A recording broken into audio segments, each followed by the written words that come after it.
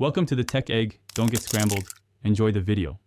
In this video, I will show how to make rose lemonade.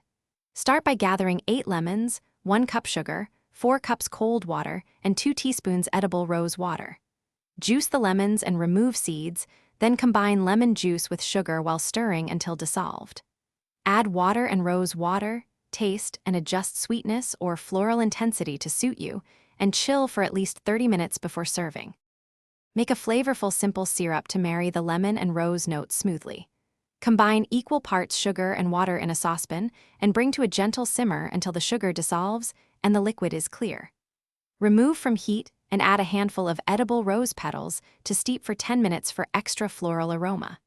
Strain the mixture, cool completely, and then blend it with fresh lemon juice and cold water for balanced rose lemonade. When serving, present rose lemonade over plenty of ice to keep flavors lively and bright. For a special touch, float a thin lemon wheel and a single edible rose petal on top of each glass. If you want fizz, swap half the water for sparkling water right before serving. For adults, a splash of gin or vodka makes a delightful cocktail, and you can always adjust sweetness with more simple syrup to taste.